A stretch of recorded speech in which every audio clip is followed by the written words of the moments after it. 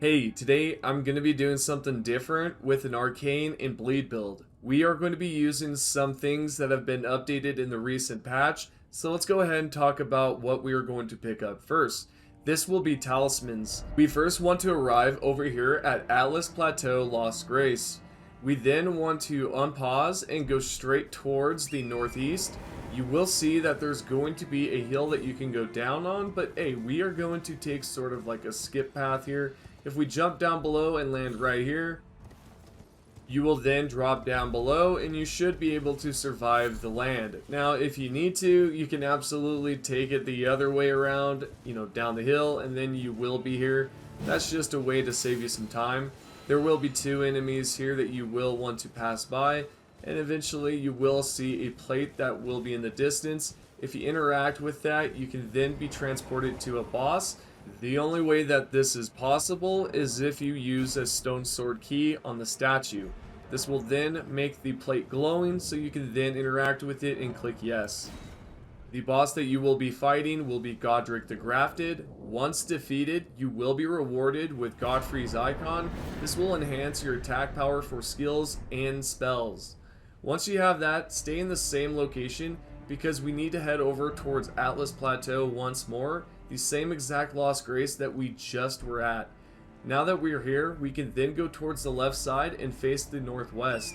If you need a quick look at the map, here it is, and we want to travel again towards Atlas Plateau, head towards the northwest. We will see some broken down structures and ruins in the distance here, as well as some enemies. There's different kinds here. We are going to take the left side, and we want to go towards the very back. You should see some stairs that will lead you down, and then you can then open up a chest that's straight ahead. Now get this, the only way that this is possible is if you take out the boss first, which will be in this location. You can then go towards the door, and you can interact with the chest. This chest will contain the Ritual Sword Talisman. We now have two talismans, now to head on towards the third. We can head over here towards Storm Hill, and the specific Lost Grace will be Saint's Bridge. You will then head towards the west. You should see some subtitles or hear someone talking in the distance there. This is going to be our good friend Alexander. Now, the issue here is you have two choices, okay? You can continue throughout his whole entire quest and be able to pick up a better version of the talisman that he has. Because, of course, if you defeat him now, you will be rewarded with the Warrior Jar Shard. Yet, if you complete his whole entire quest, you will receive the enhanced version, and this is going to be the Shard of Alexander. This greatly improves your attack power by a lot, and definitely recommend that you guys use this. Now, if you have to, go ahead and just take him out, and you can pick up the Jar Shard right here. There you go. Now that we have that, we can head over towards the fourth talisman.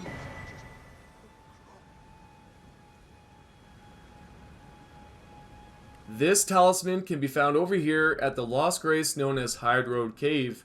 Continue towards the north and you should see a drop down point like so. You then want to continue towards that general direction. You should see a wolf. Continue dropping down below. If you've seen my previous video, you might already have this item, yet for video purposes, I'm going to explain this again. So this way for you guys out there that do not know where this item is, you now know. So just continue along here. You should see a wolf on the bottom that you do want to jump over. And as you get up here, there will be a wolf hidden behind a bush. Take the left path here and you should see another wolf there, but you will want to sort of go in between and then take a left. There's a statue there because if you end up falling towards your death, you can spawn in this exact location, not just back at the Lost Grace. You should see the waterfall drop down below and then jump towards the broken pillar. You should see some enemies in this location. For the most part, they can be dodged, and continue on here towards the next pillar, and then we will be in this next room. You want to go towards the right side, or you can make your way around towards the left. It honestly just depends on if you've already spawned this fella in. We can then go towards the left, go towards the waterfall, go all the way down. There will be a mist door. We interact with that mist door, and we defeat the boss, which will be a golem. You will be rewarded with the Blue Dancer Charm. What's great about this specific talisman is it will increase your attack power the lower your equipment load. Specifically, I guess you have to have a 30 or lower load in order to make this work. So we now want to head over here towards the 5th talisman because I'm going to give you guys some options.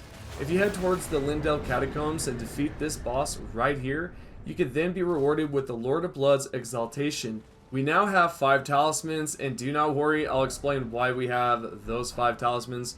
We are going to now talk about armor. If you head over towards the first step after defeating Godric, you then interact with the White Mask's message, and he will basically tell you to head towards Rose Church. You can then do so, interact with him there. He will give you a finger that you can then invade 3 times. Yeah, let's say that you're offline. You can then head over towards this specific place over here, towards the ruins, and we can interact with this summon. Once you have done so and taken out the guy, you can then head back towards the White Mask. He'll give you a white cloth. You will head towards the Church of Inhibition, and you will hand over this to the maiden here. Of course, she's not alive, but there you go. Head back towards the White Mask, and you will receive a medallion. We then want to head towards 3 exact locations in this spot, because once you take the medallion, it will transport you towards the Dynasty. We are going to open up our map here. There will be 1 White Mask that will invade you here, and the second one will be located right here.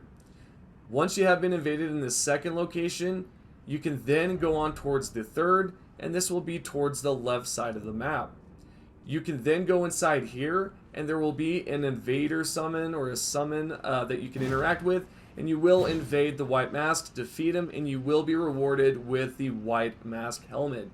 We can then head over towards the same exact Lost Grace, go up and defeat the boss. Just defeat him however you can. You can even use one of my glitches that I've uploaded in the past where you do not even have to fight him. So there's that option. Now you might be wondering, how do I have the Lost Grace unlocked? Well, with the power of editing, I have it all kind of backwards there. So if you saw on the map that it was already unlocked, it's not. So once we have went through the door, we can then go ahead and defeat the boss. You will be rewarded with a great weapon, but the only way that you can pick up this weapon is if you take the Remembrance and then head over towards the round table, go towards the finger, interact with the lady on the left. You can then take the Remembrance in and purchase one of the 2 items.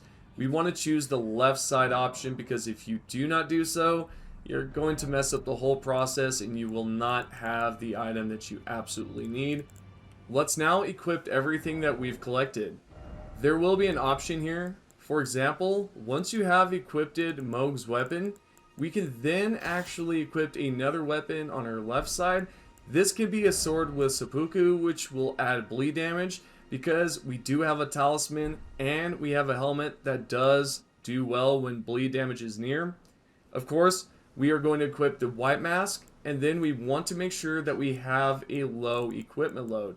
So make sure that you unequip any heavy items and make sure that you pay attention to the right side there. We will now equip the Lord of Blood's Talisman. This will increase the attack power with blood damage.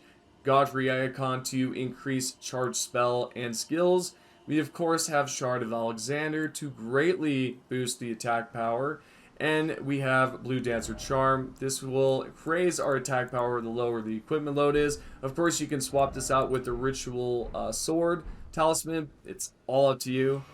Then if you go towards the boss or really any enemy, you should have an easy time defeating them. For example, all you have to use is the Ashes of War in this one, and it will completely drain the boss's health. This is assuming that the boss or enemy that you're going against does have some sort of blood damage, right? Because sometimes there are enemies without any blood, so there's no blood loss that you can actually gain from that. So there's that as well. If you guys want to increase your damage right at the start, you can use seppuku with any sword. This will increase your damage because of the blood talisman. And yeah, try this build out. It's absolutely fun and it can wreck a lot of enemies, including bosses as well. Hope you guys have a great day out there, and I'll see you in the next one.